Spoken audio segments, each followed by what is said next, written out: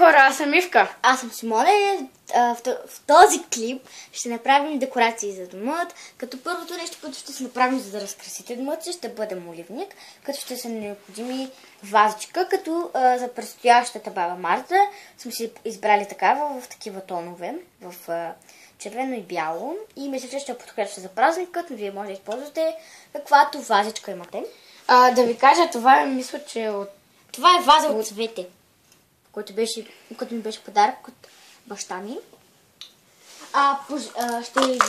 Ще са необходими фломастри, моливи или химикалки. Аз ползвам фломастри, тъй като тях държа в моливникът. И обичаме да рисуваме. Да.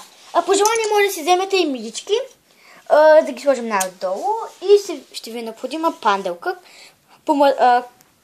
По цвят каквато искате, ние имахме лилава под ръка, тази е купувана от Джумбо и беше използвана за едно украсяване на нещо.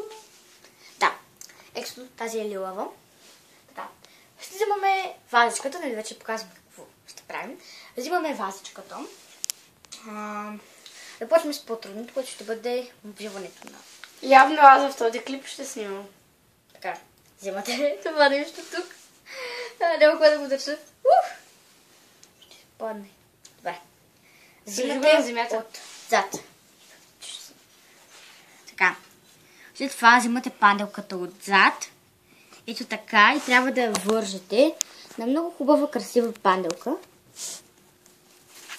Като може и вашата панделка да не е дълга. Както и аз реша да се опитам да го вържа, защото ти май нещо не правиш. Добре. На мен не ми е удобно. Гледате само как наблюдавайте. Опа. Само гледате да не я щупите. Издължавате. Издължавате, трябва да изравните. Завързвате. Нали? Който не може да вързва. Трябва да гледате внимателно този клип, но аз...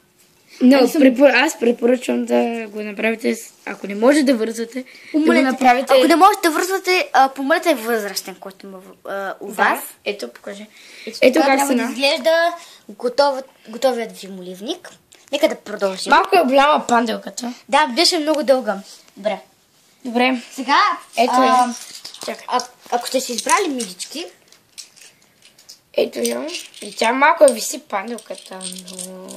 Какво да правим? Добре.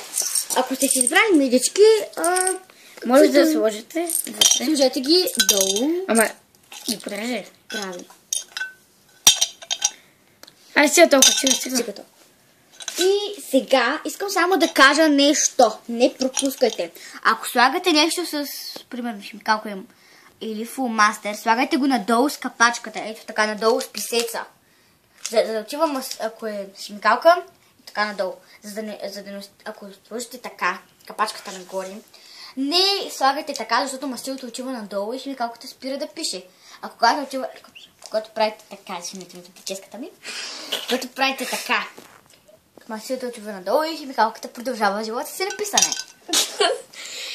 И ако сте ученици, моля, гледайте този клип, за да не спусне нещо. Ето така трябва да гледате готовият ми моливник.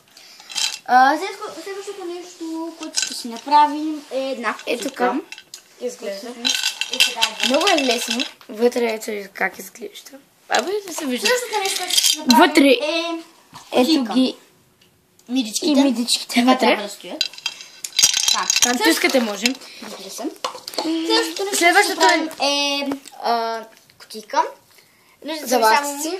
Да, може за каквото искате. Ето за ластици. Два ластика сме взимали, защото... За да демонстрираме само как трябва да сте. Трябва ви черупка от кокосов орех, разбира се. Опа, извиня. Няма нищо. Трябва да махнете кокосът.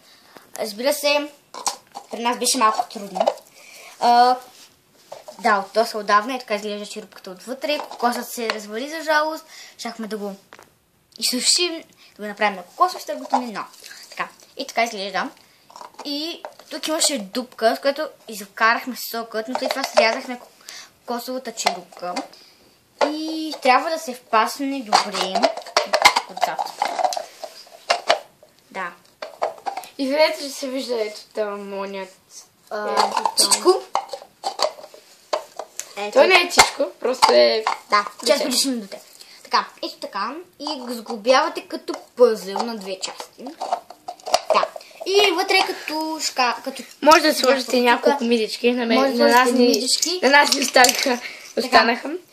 И ето така. Искам само, ако не сте го изрязали равномерно, така не се вижда тъмно. Тъмно е. Тъмно е, защото вижте какво е времето навънка мрачно. Ако не сте изрязали като нас равномерно черупката, и са така, и едната част е по-плитка, другата по-дълбока, искам само да ви кажа, в по-дълбоката част на кокосовата черупка, също може и някаква друга черупка, черупка от малко орех, но трябва да сложите нещо малко вътре. Примерно кутийка за пръстен, така. И да. Но няма да стане, не ви го препоръчвам. После ще ме обвините във вина. А в по-дебелата, дълбоката по-точно черупка, може да си сложите мидички, малко пясък и да сложите една свещ, чайна малка свещичка. И да, също в това също може да стане това. Да, но няма такива свещи в момента налични. Но забрахме да вземем пясък. Да, нямаме пясък. Отвънка. Да. Ето така, изглежда самото. Айде, слагай вече. Може да се сложите мидички. Извинете, че е тъмно. Но, както казахме, времето е лошо навън. Аз прилично използвам по-дебелата като кутийка, в която ще държа ластиците. Може каквото искате да държите вътре, може и бижута. Сега искам да кажа, че тък му го измислих сега, ако така за бижута, да направим клипчета за нашите бижута. Но не е сигурно. Да. Да, ето така се вижда. Ей, изпопадаха. Ето. Няма да варим супа, айде. А може, искам само да кажа, едно време се бяхме купили кокос. Майка ми, понеже пуши цигари. И трябваше пепелник. Може да използвате това. За пепелник! Ние го бяхме направили. 2 пепелника бяхме направили. Да. Ето така. И тук има дупчици. Трябва да разрежете дупките, разбира се. И да, става страхотен пепелник. Да, ама ние не пушим. Да. Така че. Но пепелниците не знам къде се минаха. Защото беше не тук, в апартамента, беше в къща. Такова живяхме другата. Да, беше преди няколко години. Айде, няма се живяваме в миналото. И това беше от нас. Ето ги творенията, които създадохме. Защо го развали? Вие трябва да се създадете. Да. Ето кутийката и може... Ето така се вижда. Да. Ау. Искам само да кажа, може и да си помириш черупката от кокоса. Мириш на кокос. Мириш малко гадно, но... Да, кокосът е гаден. Имам чувство... Ето. Сопчето от кокоса беше малко гаден. Но... Чакай малко да настроя той. Да. Ето го. Това са нещата, които направихме с вас. И това беше от нас. Ако нямате такива налични неща, може да използвате нещо друго. Просто ние имахме такова под ръка. Да. И искаме да лайкнете клипчето. Абонирайте се. И чао. Чао.